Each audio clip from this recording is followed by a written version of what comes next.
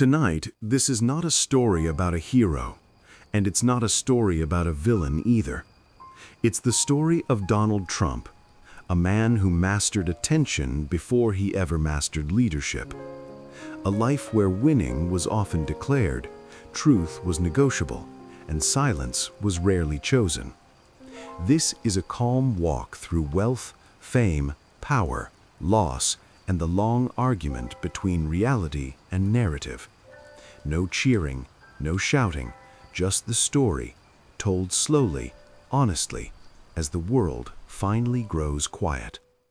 Before the speeches, before the slogans, before the claims of winning, there was comfort. Donald Trump was born into a world where struggle was something discussed, not experienced. He arrived in New York City in 1946, not to uncertainty, but to privilege, the kind that cushions mistakes and softens consequences. His father, Fred Trump, was already successful in real estate. Buildings were owned, money was flowing, and the future was, at minimum, secure. This matters. Not as an accusation, but as a foundation. Because when life begins with safety, risk feels different. Failure becomes temporary, and confidence grows easily when there is always something to fall back on. Donald Trump did not need to survive. He needed to stand out. From an early age, he learned that money alone wasn't enough. Visibility mattered more. Being noticed was better than being correct. Being loud was often rewarded more than being careful. Discipline came later and unevenly. As a teenager, he was sent to military school.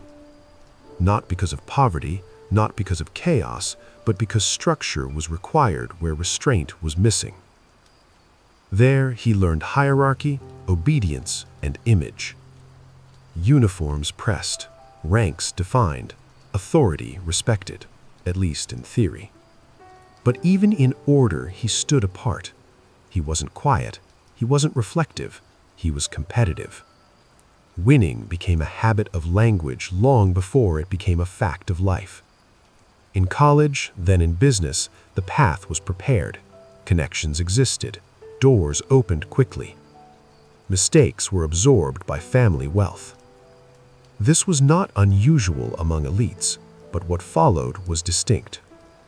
Trump didn't want to inherit quietly, he wanted credit loudly. Where others expanded businesses patiently, he expanded his name. The buildings mattered less than the branding. The deals mattered less than the headlines. Success wasn't complete unless it was visible. This was not ambition in the traditional sense, it was performance. And performance, when rewarded early, becomes addictive. By the time he entered adulthood, Donald Trump was not learning how the world works, he was learning how it reacts. Praise was currency. Criticism was noise. And complexity was often inconvenient. This is not where a villain is born, and it is not where a hero begins. It is where certainty grows without patience, where confidence hardens without reflection, and where a life shaped by comfort starts mistaking attention for achievement. The gold was always there. Greatness, however, would need to be declared, and often declaring it would be enough. Before power, before politics, there was attention. For Donald Trump, being noticed was never a side effect, it was the goal. In New York real estate, many people were wealthy, few were famous. Trump understood early that money could buy buildings, but fame could buy influence. So he studied visibility. He learned where cameras waited, which reporters listened, how confidence repeated often enough could sound like truth. He spoke in absolutes. Everything was the biggest, the best, the greatest. Details slowed the story. Certainty sped it up. Trump didn't just want success, he wanted recognition for success, even when the success itself was still being negotiated. Newspapers became mirrors. If his name appeared often enough, the reflection felt real. This was a different kind of skill, not building quietly, but projecting loudly. Where others avoided controversy, he leaned toward it. Disagreement meant attention, criticism meant relevance. Silence, however, meant nothing, and silence was unacceptable. Public relations became as important as profit, sometimes more. When deals worked, they were announced. When they struggled, they were reframed. When they failed, they were forgotten or redefined as victories that others failed to understand. Trump learned something essential in these years. You don't need everyone to like you. You only need enough people watching. This mindset didn't require accuracy. It required repetition. Say something confidently, say it again, then say it louder. Eventually, resistance grows tired. This approach worked often enough to reinforce itself. Television amplified it. On screen, Trump found a perfect stage. Editing removed hesitation, music added authority, and the story became simple. He was decisive, others were weak. He fired people, they disappeared. Reality was quieter, television was cleaner, and the audience learned to associate command with volume. This wasn't leadership yet, it was performance rehearsing for power. By the time politics appeared on the horizon, Trump already knew how to hold a crowd, how to dominate a room, how to turn complexity into slogans. What he lacked in patience, he replaced with presence. What he lacked in detail, he compensated for with certainty. And what he lacked in restraint, he framed as strength. The art of being seen does not teach reflection, it teaches momentum. And once momentum begins, slowing down feels like losing. By now, Trump wasn't asking whether he was right, he was asking whether he was heard. And as long as the answer was yes, that was enough. In business, failure is usually loud. Numbers collapse, doors close, and silence follows. But for Donald Trump, failure learned to whisper. The deals grew bigger, the names on the buildings grew taller, and so did the risks. Some projects succeeded, others struggled quietly. A few collapsed entirely. Casinos failed, debt piled up, bankruptcy papers were signed, not once, but repeatedly. In most lives, this would end the story, or at least slow it down. Here, it didn't, because bankruptcy, in Trump's world, wasn't a confession, it was a tool. Companies failed, the name survived. Losses were absorbed by lenders, blame was redirected, and responsibility became negotiable. This wasn't accidental, it was learned. In American business culture, bankruptcy can be legal, strategic, and survivable. Trump mastered the narrow space where collapse didn't equal disgrace. He didn't speak of mistakes, he spoke of bad partners, unfair systems, other people's incompetence. The story was always moving forward, never looking back long enough to reflect. Successes were framed as proof of genius, failures were framed as evidence of toughness. He survived not by avoiding failure, but by refusing to let it define him. Numbers, when inconvenient, became abstract. Debts became leverage, and consequences became temporary. This pattern repeated. When things worked, Trump took center stage. When they didn't, the spotlight shifted to lawyers, to accountants, to corporations with limited liability. The man remained untouched. This was not traditional entrepreneurship, it was reputation management. And reputation, once carefully protected, can outlast balance sheets. To critics, this looked reckless. To supporters, it looked smart. The truth sat somewhere in between, uncomfortable and rarely discussed at bedtime, because complexity ruins clean narratives. Trump didn't tell stories about resilience, he told stories about winning, even when the record said otherwise. This selective memory wasn't denial, it was strategy. Repeat a version of events long enough and memory becomes flexible.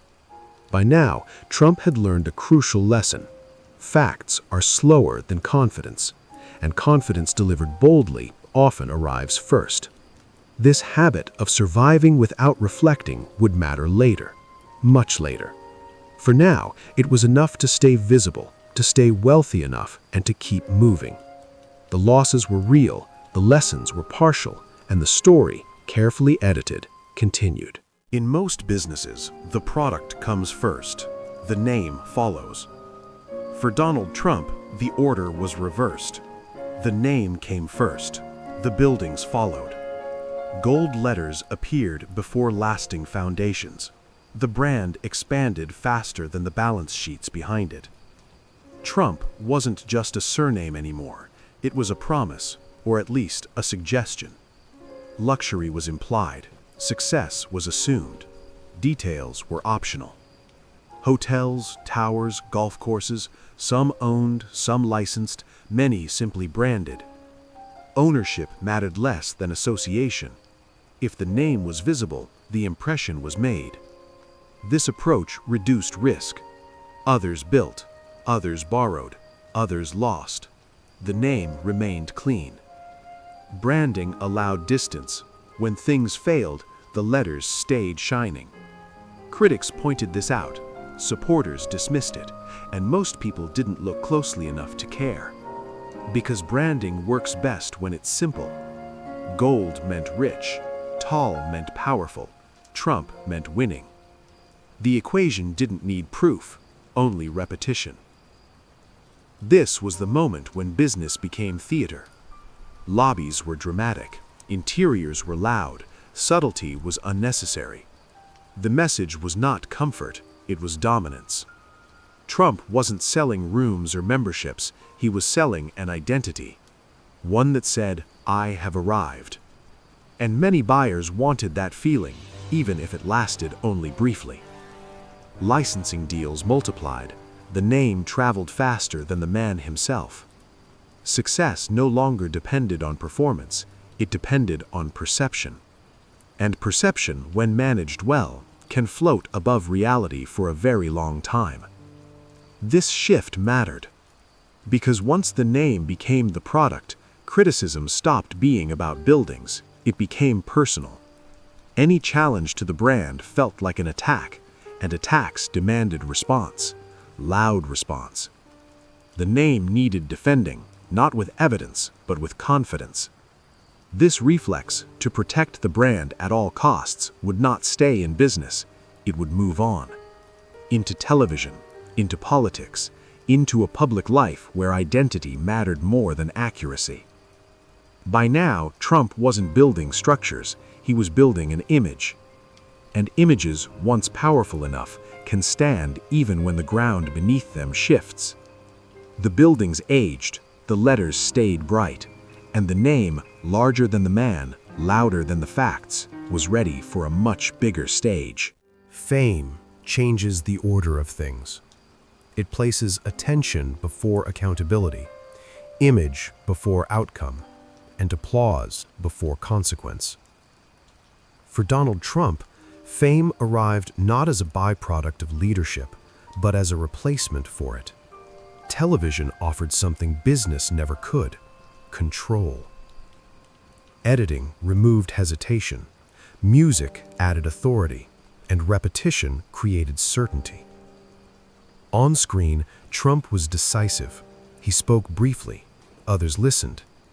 Mistakes were cut, complexity disappeared, responsibility ended with a catchphrase: "You're fired." It sounded final, clean, powerful. Reality, of course, was slower. Businesses did not end neatly, decisions did not resolve themselves in an hour, and people did not vanish simply because the camera moved on. But the audience didn't see that. They saw confidence, they saw command, they saw a version of leadership simplified enough to feel real. This mattered, because for many viewers, this became the first impression, and first impressions linger. Television blurred the line between authority and performance, between decision-making and declaration. Trump didn't need to explain, he only needed to appear certain. And certainty, when broadcast often enough, can substitute for evidence. Fame insulated him. Criticism became background noise. Experts became optional. nuance became unnecessary. Public figures often become careful with exposure. Trump leaned into it. Interviews multiplied, statements shortened, repetition increased. Fame rewarded speed, not reflection, and reflection was never the goal. This phase of his life trained him for something larger, not governance, but persuasion. He learned how crowds react, how simple language travels, how outrage holds attention longer than policy. Most importantly, he learned that being known can feel like being trusted. By the time politics entered the conversation, Trump wasn't offering experience, he was offering familiarity. People felt like they knew him, and familiarity lowers skepticism. Responsibility, however, had never been tested at scale. Television does not demand consequences, it demands ratings, and ratings reward confidence even when it's detached from responsibility. This imbalance would matter later. Because when fame comes first, leadership arrives without rehearsal. And when the audience expects performance, governing quietly feels like failure. By now, Trump was no longer a businessman who appeared on television. He was a television figure who spoke about business.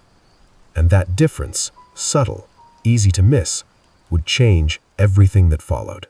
At some point, volume became the message. For Donald Trump, speaking plainly was never the goal.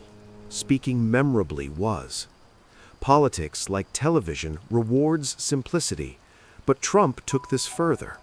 He said things others avoided, not always because they were brave, but because they were blunt, unfinished, and often unfiltered.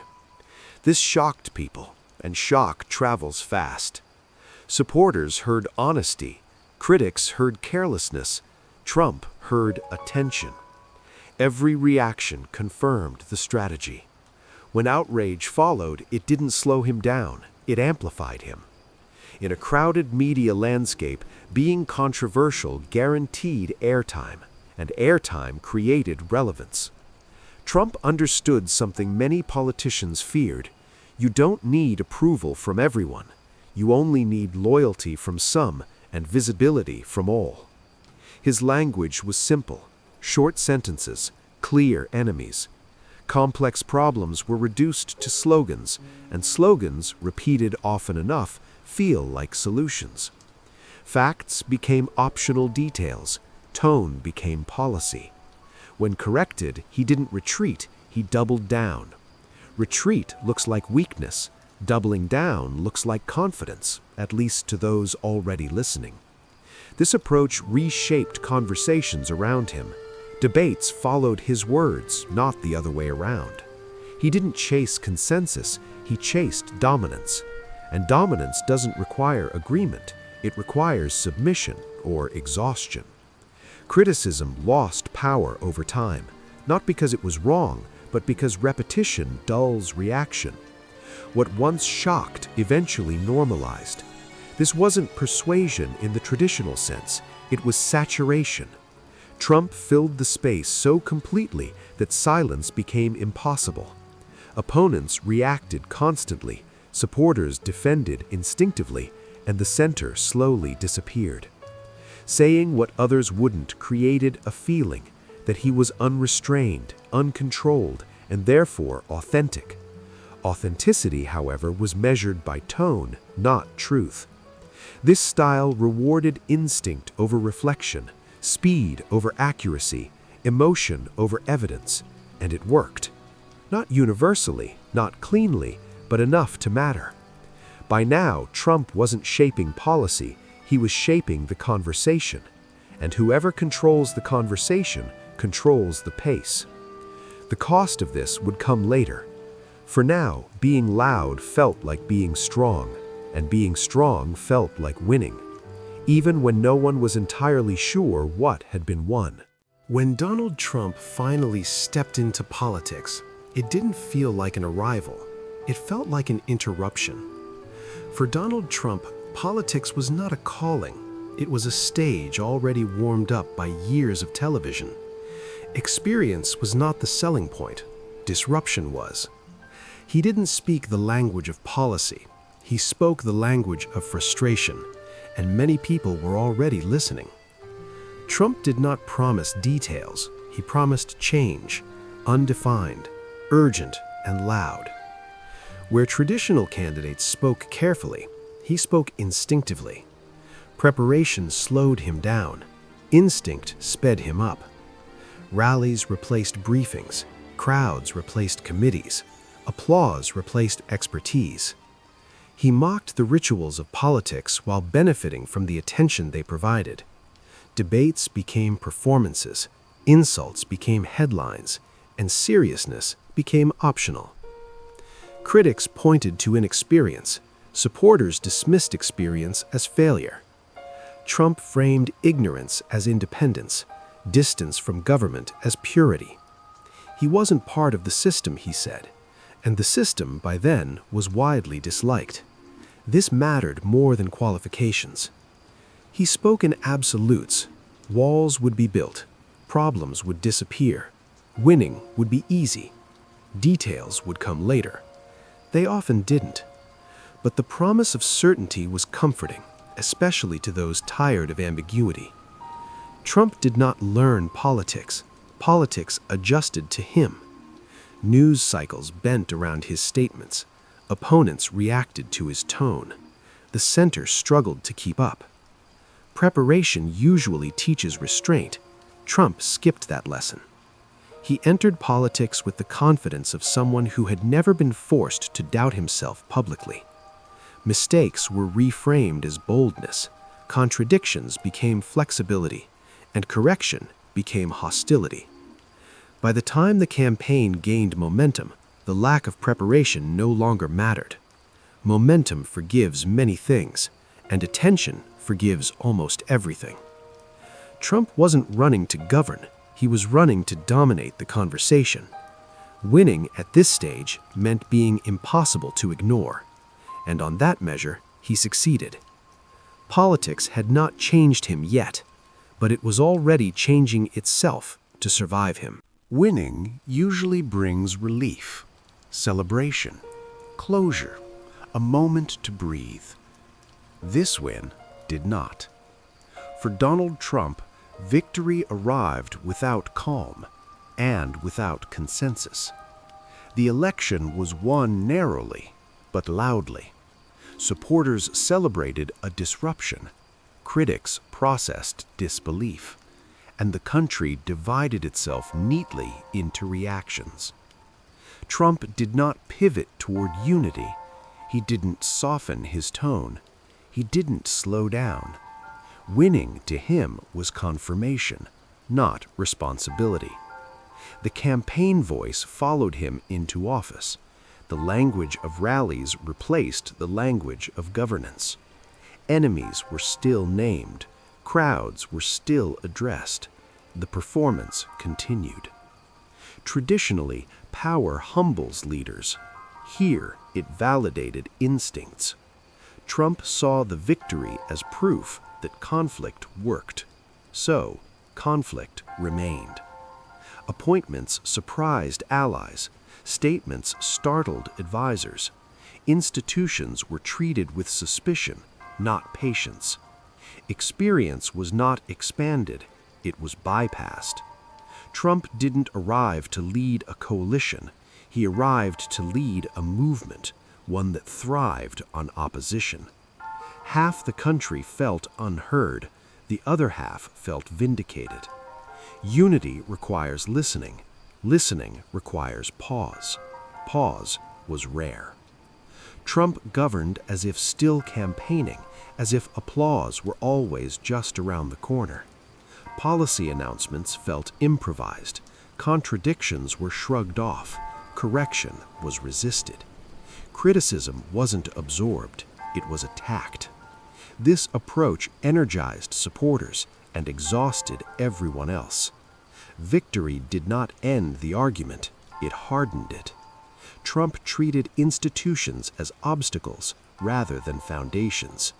The presidency became personal. Challenges felt like insults. Checks felt like sabotage. Winning without unity created momentum, but also friction. The system slowed him down. He pushed harder. The country leaned away. He leaned into the divide. This wasn't accidental. It was familiar. Conflict had always worked for him. Why stop now? But governing is slower than campaigning, and reality does not respond to volume. By the end of this chapter, Trump had achieved something rare. He won power without gaining trust. And in doing so, he began a presidency already arguing with itself. Power usually slows people down. It adds weight to words, hesitation to decisions, and silence to rooms once filled with noise. This power did not. For Donald Trump, governing felt less like a responsibility and more like a continuation. The rallies never really stopped, they just changed locations. Speeches sounded familiar, enemies remained named, applause still mattered. Briefings competed with broadcasts, policy announcements competed with ratings, and attention continued to be measured in reactions. The presidency became a daily performance. Morning messages set the tone, corrections arrived later, sometimes quietly, sometimes not at all. Advisors rotated quickly. Loyalty mattered more than longevity. Agreement mattered more than expertise. Trump trusted instinct. Paperwork trusted patience. Patience rarely won. Decisions appeared suddenly, sometimes revised, sometimes denied, sometimes simply replaced by the next announcement. This created confusion, but confusion kept people watching. Governing quietly would have felt like disappearing, and disappearing was unacceptable. Institutions prefer process. Trump preferred momentum. Checks and balances slowed him down, so they became enemies. Criticism was not absorbed, it was personalized. Disagreement wasn't debate, it was betrayal. The line between leadership and identity blurred. Challenges to policy felt like attacks on character, and character, once challenged, demanded response. Often loud response. This style exhausted the system, and the system responded by resisting. Courts delayed, agencies hesitated, officials leaked. Trump called it sabotage, others called it friction. Either way, the noise grew. The presidency no longer felt like a role, it felt like a stage, and on a stage, silence is death. So the performance continued. Achievements were declared immediately, failures were reframed instantly. Outcomes mattered less than perception. The country watched, some energized, others weary. But no one looked away for long. That, perhaps, was the point. Governing like a performance kept Trump central, always visible, always reacting, always in motion. But leadership, when treated as theater, creates a fragile structure. Because when the spotlight moves, what remains must still stand. And as this chapter closes, the performance was still loud. The question, quietly forming, was whether anything solid was being built beneath it. Foreign policy is usually quiet work. Long meetings, careful language, slow consequences. This version was louder. For Donald Trump, diplomacy was not just about outcomes, it was about appearance. Who stood closest? Who spoke first? Who looked dominant in the photograph? Trump treated world leaders less like partners and more like characters in a scene. Some were praised publicly, others criticized loudly, often with little warning. Consistency mattered less than chemistry. Alliances built over decades were questioned openly. Traditions were treated as optional. Courtesy was mistaken for weakness. This unsettled diplomats. It energized supporters. Trump approached foreign policy the way he approached business, as a series of deals. But nations are not contracts, and power does not always respond to pressure. He admired strength, especially visible strength. Authoritarian leaders were spoken to warmly. Democratic allies were challenged sharply, not always because of strategy, sometimes because of tone. Summits became spectacles. Handshakes were analyzed. Body language mattered more than communiques. The camera lens shaped the message.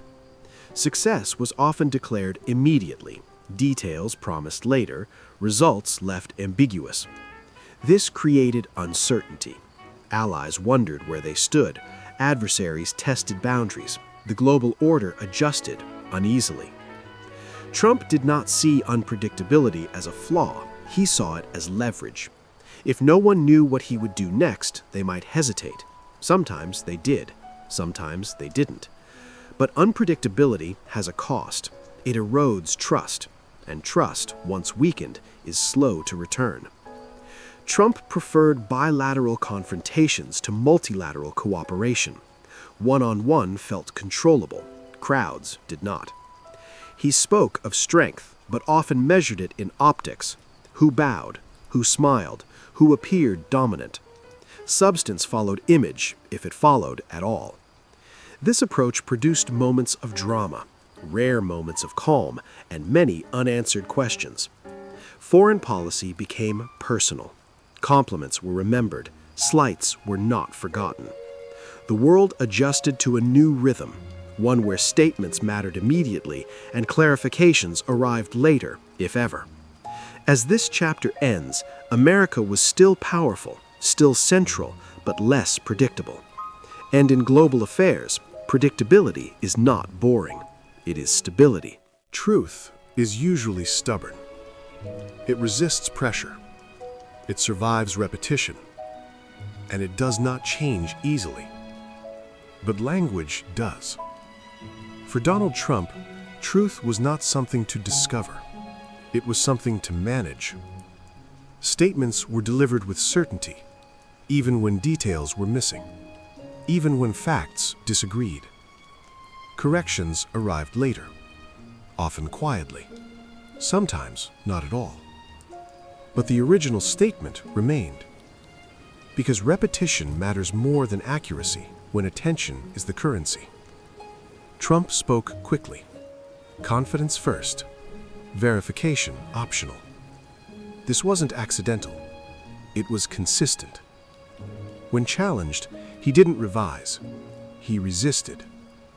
Admitting error looked like weakness, and weakness in his world was unacceptable. So facts became negotiable. Statistics became flexible, and reality became a debate. Supporters defended the tone. Critics argued the details. Trump moved on to the next statement. The conversation followed him. This created a strange environment, one where truth was no longer shared ground, but contested territory. Journalists fact-checked constantly. Trump dismissed them entirely. Experts explained carefully. Trump contradicted them confidently. And confidence often arrived first. This wasn't about persuasion. It was about exhaustion. If everything is disputed, nothing feels solid. And in uncertainty, strong voices sound reassuring, even when they are wrong. Trump didn't ask people to believe facts. He asked them to believe him.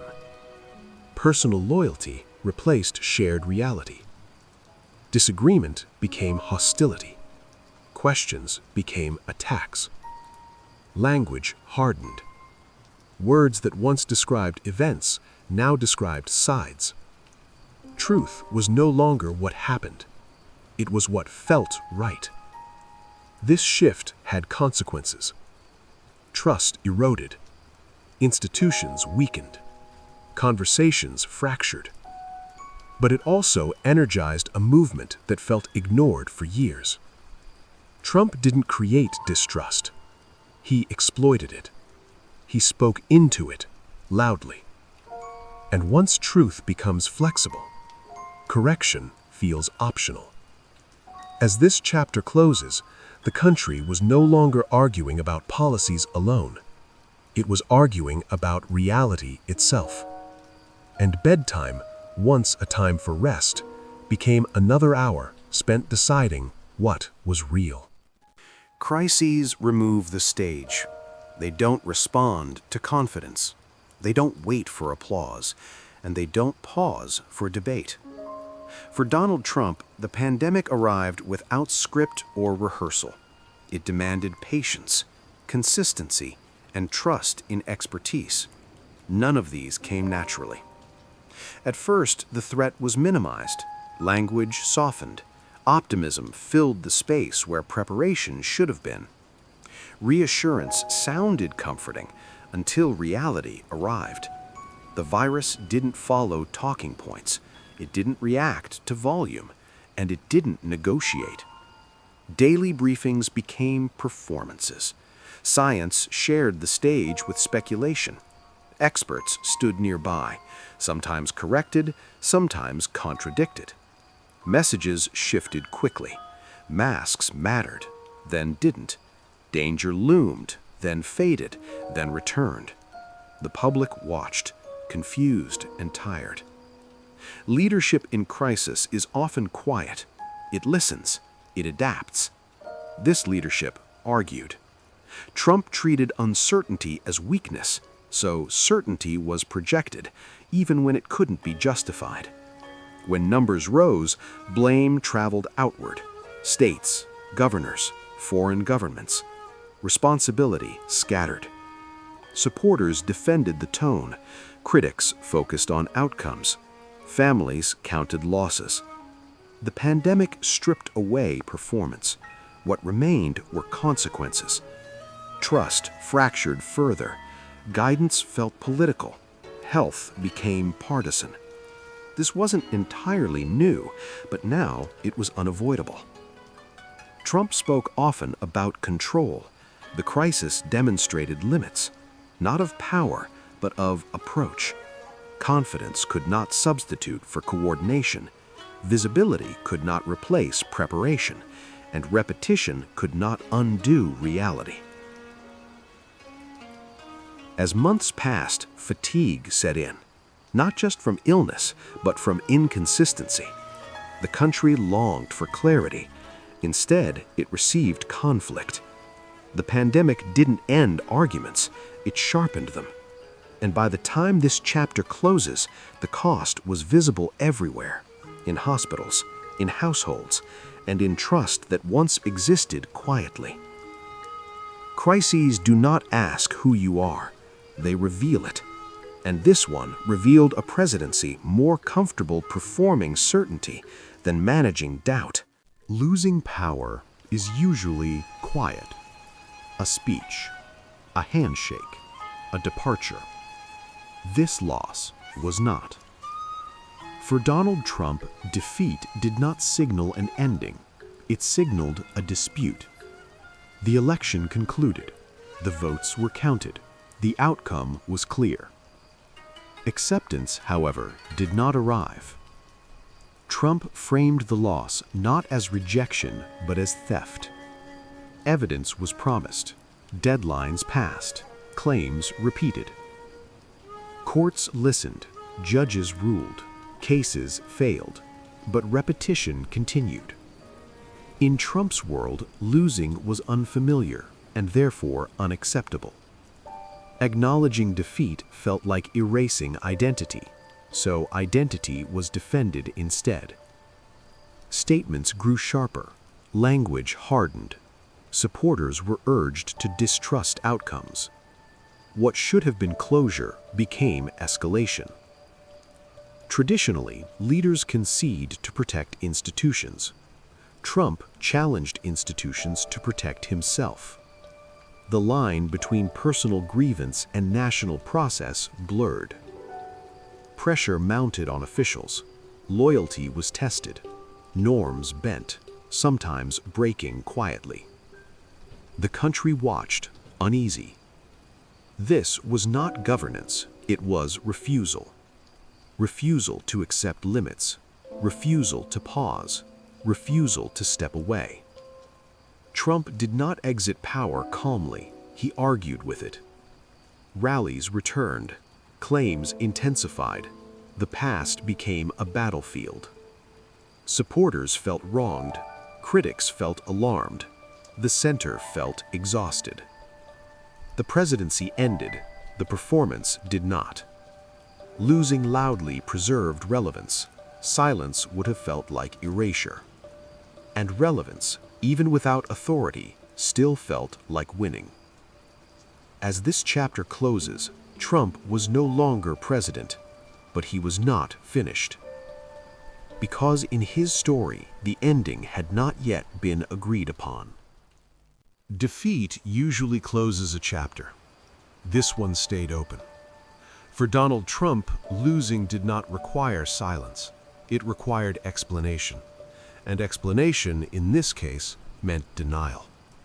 Trump did not frame the election as lost. He framed it as stolen. The language mattered. Stolen implies injustice. Injustice demands correction. Correction requires belief. So belief was cultivated. Claims were repeated, not refined, not supported, just repeated. Evidence was always coming. It rarely arrived. But repetition did its work. For supporters, the story offered comfort. Loss became conspiracy. Defeat became victimhood. Trump did not need to prove victory. He needed to insist on it. The insistence itself became the message. Challenges failed in court. Officials certified results. Deadlines passed. The narrative remained. Trump spoke of betrayal, of enemies within, of systems rigged against him. This shifted focus away from outcome and toward grievance. Grievance kept the movement alive. Accepting defeat would have ended the story. Claiming victory extended it. Fundraising continued. Rallies returned. The past was relived constantly. Winning became an idea, not an event. An idea immune to evidence. This approach reshaped expectations. For some, truth no longer required confirmation, it required alignment. Believing Trump became a statement of loyalty. Doubt felt like betrayal. The consequences reached beyond one man. Trust eroded further. Institutions weakened quietly. But the narrative succeeded in one way. Trump remained central, always speaking, always disputing, always declaring. Victory, when declared often enough, can feel real, even when it isn't. As this chapter ends, the election was over, but the argument about it was just beginning. Eventually, stories meet structures. Narratives meet rules. Declarations meet documents. For Donald Trump, the courtroom was not a stage of choice. It was a place where volume mattered less than evidence. Laws move slowly. They listen carefully, and they are unimpressed by repetition. Cases accumulated. Some concerned business practices.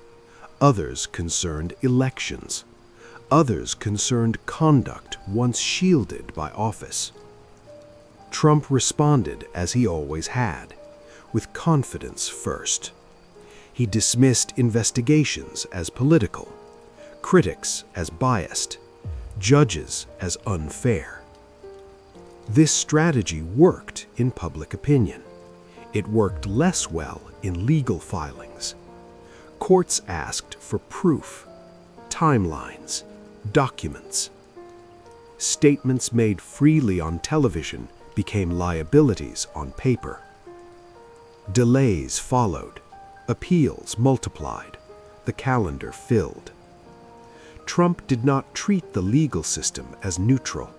He treated it as another opponent. Rallies framed cases as persecution. Fundraising framed defense as resistance. Legal consequences became political fuel. Supporters saw injustice.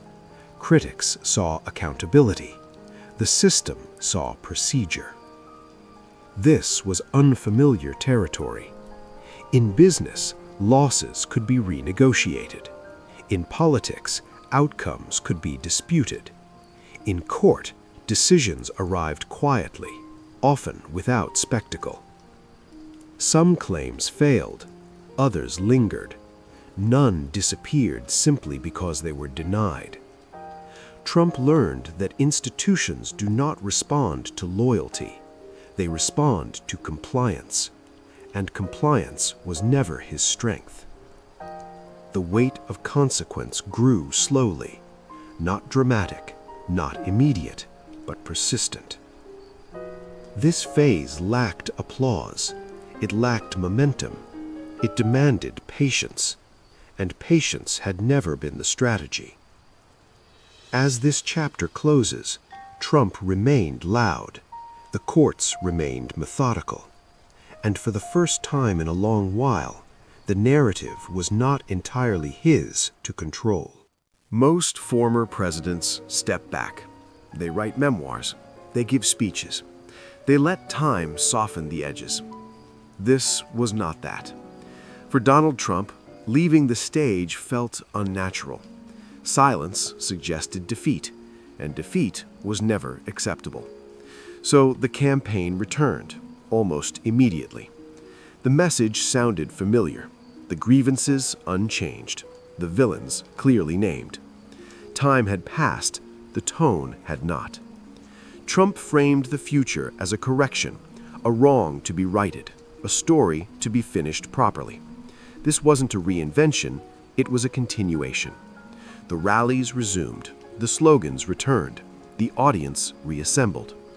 Supporters didn't ask for new ideas, they wanted validation, and Trump provided it. He spoke of loyalty, of betrayal, of enemies still plotting. The past remained present. Legal trouble did not slow the message, it sharpened it. Investigations became proof of importance. Charges became confirmation of threat. In this version of events, being targeted meant being powerful. The campaign was not about policy detail, it was about restoration, of pride, of status, of a narrative interrupted. Trump positioned himself as unfinished business, a chapter closed too soon. Experience was reframed as endurance, controversy as courage. Opponents spoke of norms, Trump spoke of strength. The audience chose the simpler story. Campaigning, unlike governing, allowed full control. No institutions to negotiate with, no outcomes to deliver. Only crowds, cameras, and certainty. Trump was comfortable here. The return campaign was less about winning office and more about reclaiming relevance. Being central mattered. Being decisive mattered. Results could come later. As this chapter ends, Trump was once again everywhere, speaking, arguing, promising. The past had not loosened its grip, and the future, once again, was being described before it had arrived. Winning is usually clear. A result, a number, an ending. Here, it became something else. For Donald Trump, winning was not defined by outcomes. It was defined by declaration. He spoke of victories long before they arrived and after they failed to appear. Crowds heard certainty. Opponents heard denial. Trump heard consistency. In his world, success was not measured. It was announced. This approach removed limits. If victory is a story, it cannot be disproven, only challenged. And challenges, once rejected, lose power. Trump didn't need to persuade skeptics. He needed to reassure believers. So winning became emotional. It meant being heard, being followed, being defended. Facts mattered less than feeling aligned. Losses were reframed as sabotage. Delays became injustice. Opposition became corruption. Every obstacle confirmed the story. This narrative had endurance. It could survive courts. It could survive defeats. it could survive time. Because it wasn't tied to reality, it was tied to identity. To admit loss would mean surrendering identity, and identity was the foundation. Trump did not ask people to evaluate outcomes. He asked them to choose sides. Choosing sides feels active. Evaluating facts feels tiring. The story offered energy without resolution, and energy kept the movement alive. Winning in this form never ends. It does not conclude, it repeats. The audience remains engaged. The leader remains central. The conflict remains unresolved. As this chapter closes, victory had become permanent and unreachable, declared endlessly, proven never. A story powerful enough to sustain loyalty, but too flexible to deliver closure. And for Bedtime, where endings matter, this story refused to rest. History usually waits. It steps back, it observes, and it decides later. This story is not finished. For Donald Trump, legacy remains unsettled, not because of mystery, but because of noise. He will not be remembered quietly, not for laws passed, or systems built, or calm leadership. He will be remembered for disruption, for changing how power is spoken about, for treating institutions as obstacles rather than safeguards, for turning politics into a permanent performance. Supporters will remember a fighter. Critics will remember a divider. History will remember the argument itself. Trump did not create division, but he normalized it. He did not invent distrust, but he amplified it. He did not dismantle democracy, but he tested its patience. His greatest impact may not be policy, but precedent. What could be said, what could be ignored, what could be denied repeatedly without immediate consequence. Future leaders will study this era, some to repeat it, others to prevent it. Trump showed attention is power, that outrage can substitute for persuasion, that loyalty can replace consensus. He also showed the limits of this approach. Institutions bent, but did not break. Facts slowed the story, even when they could not stop it, and time, quietly, continued forward. Legacy is not decided by volume. It is shaped by endurance. Trump's name will remain on headlines, in arguments, in footnotes. Whether it stands as a warning, a lesson, or a blueprint will depend on what follows. For now, the chapter stays open. History has not finished listening. And tonight, as the noise finally fades, this story rests, unfinished, unresolved, and still being argued over somewhere in the dark.